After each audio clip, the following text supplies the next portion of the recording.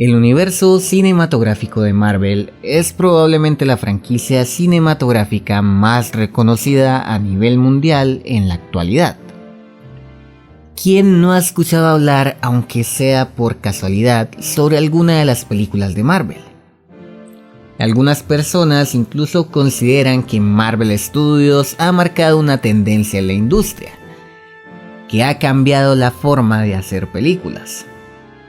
Aunque lo último sea discutible, no podemos negar que Marvel Studios ciertamente llegó a su punto más alto en 10 años con el lanzamiento de Avengers Endgame, película que logró superar los 2.700 millones de dólares en taquilla a nivel mundial, posicionándose como la más taquillera de la historia, superando a la película de Avatar que había llevado la corona por una década.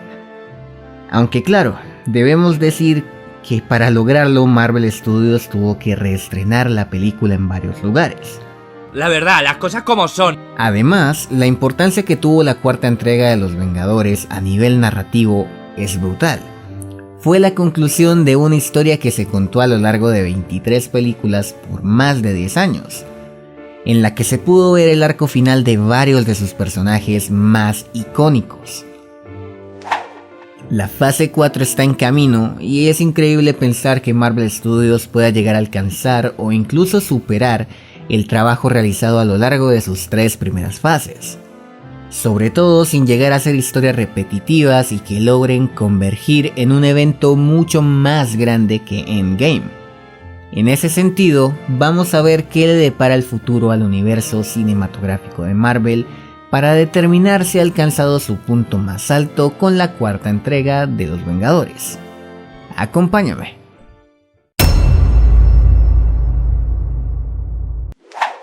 Hace un tiempo vi por casualidad un artículo en donde se le denominaba Saga del Infinito a las 3 primeras fases del UCM.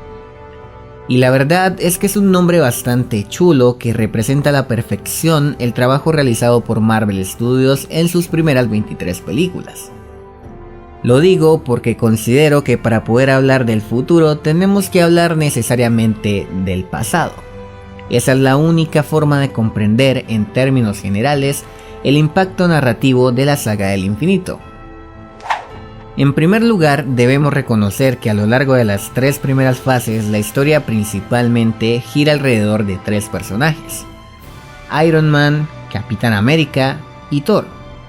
Son los primeros héroes introducidos en el universo cinematográfico de Marvel y a partir de sus historias se introducen otros personajes que van adquiriendo un mayor peso narrativo. Es en la primera película de Los Vengadores que todos estos personajes se reúnen por primera vez y que se establece la existencia de una amenaza aún más grande, que hasta ese momento era desconocida.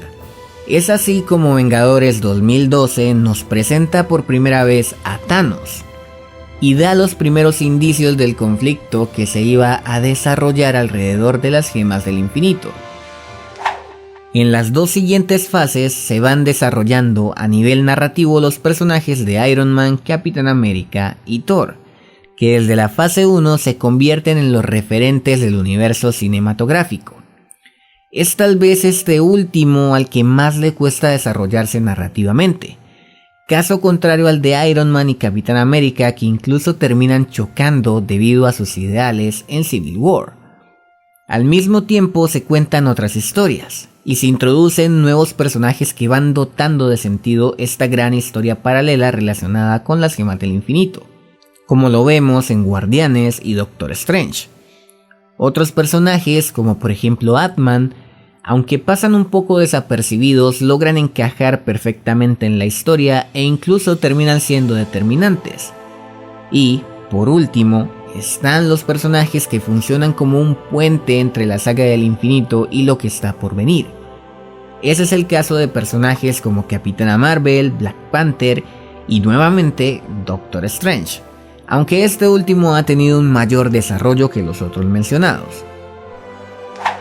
Es así como Infinity War y Endgame traen consigo el final de los arcos narrativos de 2 de sus personajes referentes, Iron Man y Capitán América. Aunque ambos encuentran finales muy diferentes, Estos están relacionados al desarrollo individual de cada personaje, y eso es lo que da mayor peso a cada conclusión. Con Thor pasa totalmente lo contrario. En lugar de un avance que pueda llevar a una conclusión para su historia, hay un retroceso narrativo para el personaje, sobre todo en la cuarta entrega de Los Vengadores. Y es por esa razón que deben recurrir a una nueva secuela para ponerle fin al arco narrativo del personaje, que es lo que esperamos ver en Thor Love and Thunder. Es en Infinity War y Endgame que también se presenta el conflicto principal de la trama que se fue desarrollando poco a poco a lo largo de 10 años. Esto se ve reflejado sobre todo en Infinity War, que nos muestra algo así como la perspectiva del villano. Logramos conocer a Thanos, sus ideales e incluso sus conflictos. Y no solo eso, nos muestran el peor escenario para un héroe, aquel en el que logra triunfar el villano, aquel en el que Thanos logra cumplir su objetivo de acabar con la mitad del universo. Si lo vemos desde un punto de vista global, la verdad es que es una historia bien estructurada. Aunque también tengo que ser sincero, individualmente hay películas que son mucho mejores que otras, que cuentan con mayor peso narrativo y que aportan información más relevante para la historia. Pero, en general, es una historia bien contada y que tuvo una conclusión bastante adecuada, una conclusión bastante decente. La pregunta ahora es, ¿podrá Marvel Studios hacer algo igual o incluso mejor? Vamos a ver qué es lo que le depara el futuro.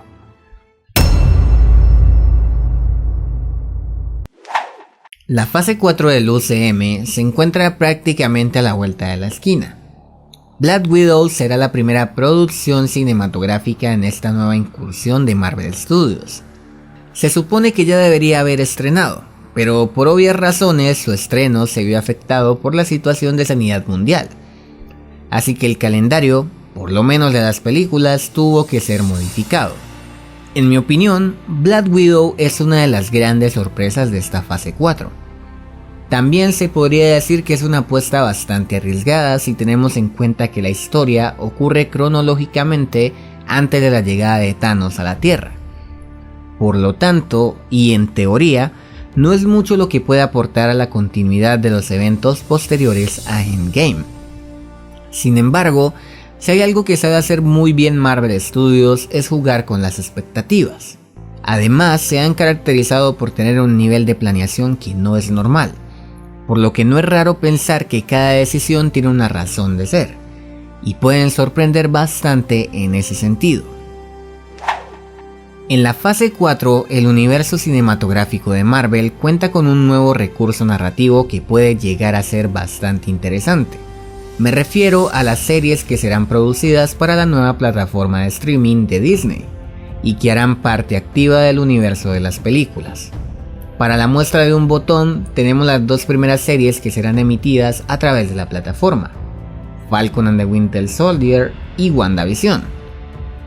Esta última estará directamente conectada con la secuela de Doctor Strange, por lo que tiene una gran importancia para la nueva narrativa, pues todo parece apuntar a que la segunda entrega del Hechicero Supremo será el punto de partida para la historia que Marvel Studios pretende desarrollar en el futuro. Después de todo, antes de la secuela de Doctor Strange, se estrenarán películas como Eternals y Shang-Chi, que, aunque puedan aportar algo para el desarrollo de un conflicto aún mayor, sería un aporte mínimo. Son producciones que apuntan más a la introducción de nuevos personajes que en un futuro seguramente aportarán a la historia. En ese sentido, la segunda entrega del Hechicero Supremo puede ser la indicada para establecer el nuevo conflicto en torno al cual girará la historia en las próximas fases del universo. Finalmente, la fase 4 cerrará con la cuarta entrega del Dios del Trueno y las secuelas de Capitana Marvel y Black Panther. Estos personajes funcionan, junto a Doctor Strange y Spider-Man, como puente entre la saga del infinito y lo que está por venir. El personaje de Thor fue uno de los referentes en las tres primeras fases. Se espera que la cuarta entrega pueda traer al final del arco del personaje. Incluso es casi un hecho que el manto de Thor pasará a manos de Jane Foster. Capitana Marvel es posiblemente la más fuerte del universo cinematográfico. Además, se ha mencionado en reiteradas ocasiones que se tienen grandes planes para el personaje de Carol Danvers en el futuro. Por último, pero no por eso menos importante, tenemos al personaje de Black Panther, quien no ha tenido un mayor desarrollo a pesar de que su película en solitario fue muy bien recibida. Por tanto, se podrían hacer algunas cosas interesantes con el personaje. En términos generales, eso sería lo que se conoce por lo pronto sobre la fase 4 del universo cinematográfico de Marvel. Sin embargo, no es todo lo que Marvel Studios tiene bajo la manga.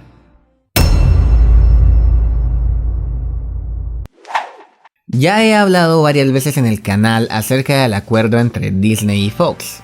Uno de los mayores favorecidos del trato entre ambas compañías fue Marvel Studios, ya que logró recuperar las licencias de aquellos personajes que había perdido tiempo atrás.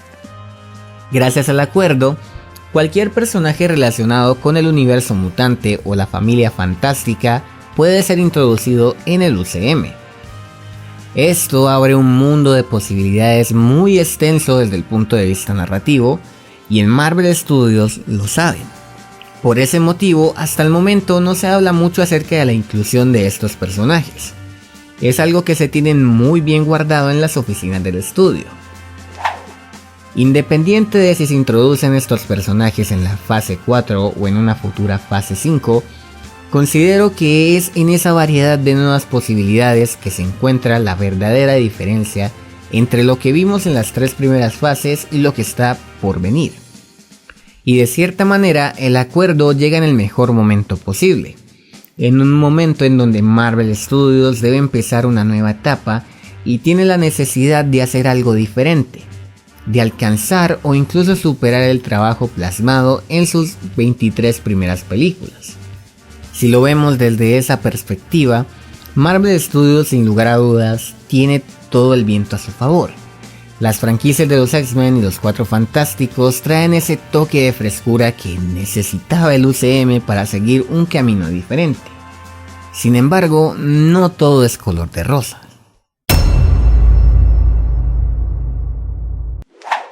Siento que con esto me voy a meter de lleno a un tema bastante polémico, pero espero exponer mi punto de vista de la mejor manera. Para nadie es un secreto que en los últimos años hay una especie de choque entre diversos puntos de vista políticos.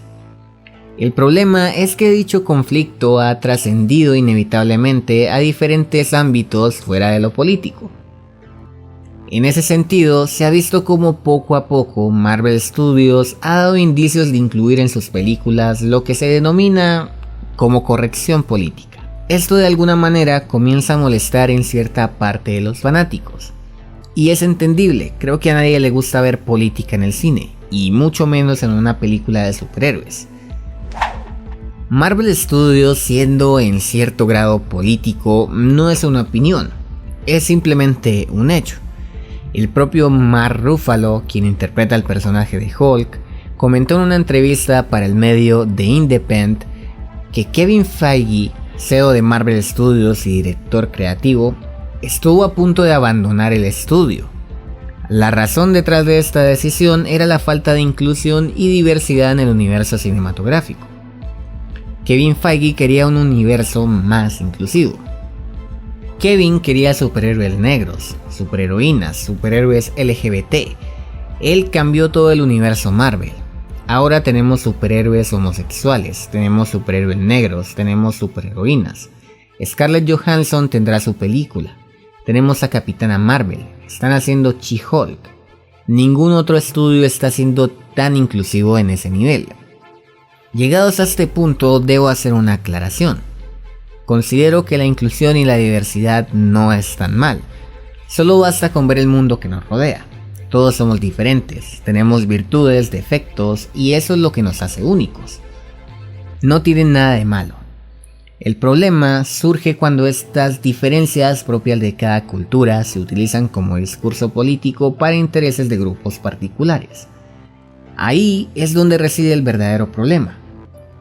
Sin embargo, desde Marvel Studios insisten en que la diversidad que intentan plasmar en el universo cinematográfico se pretende hacer de manera orgánica, de manera natural, fuera de cualquier tinte político.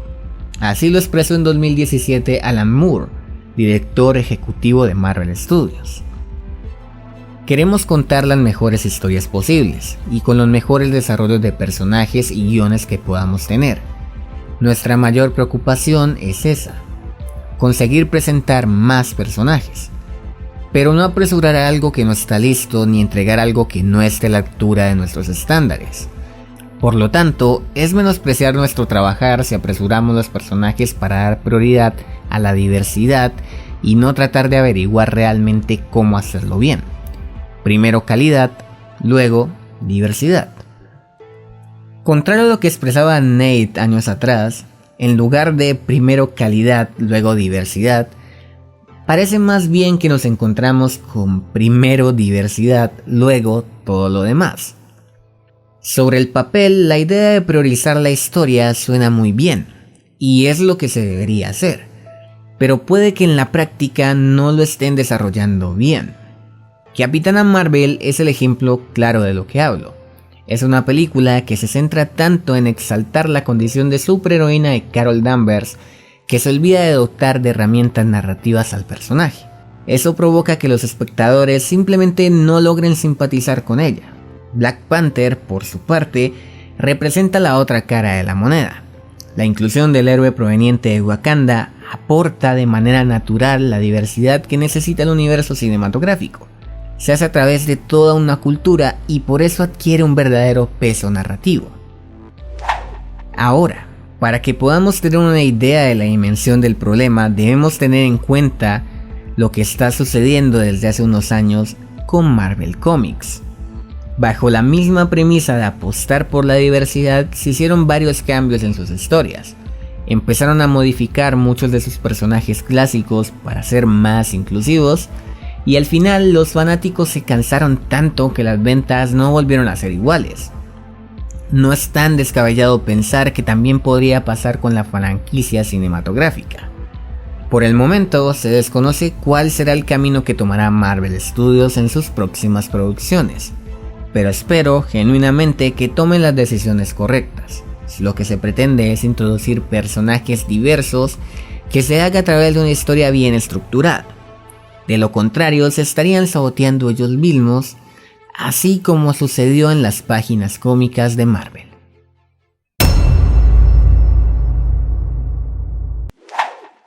En definitiva, Marvel Studios tiene en sus manos todo lo necesario para alcanzar o incluso hacer algo mucho mejor a nivel narrativo que en la saga del infinito. Tiene una base de fans sólidas que ha adquirido a lo largo de estos años y cuenta con una larga lista de nuevos personajes e historias que, adaptadas de manera correcta, pueden darle un toque diferente al futuro del universo cinematográfico. El único problema está relacionado con aspectos que deberían ser ajenos a la industria del cine, pero que podrían afectar el nivel de aceptación que las películas de Marvel tienen en la actualidad. En ese sentido, está en las manos del estudio lograr superar el trabajo realizado durante sus primeros 10 años.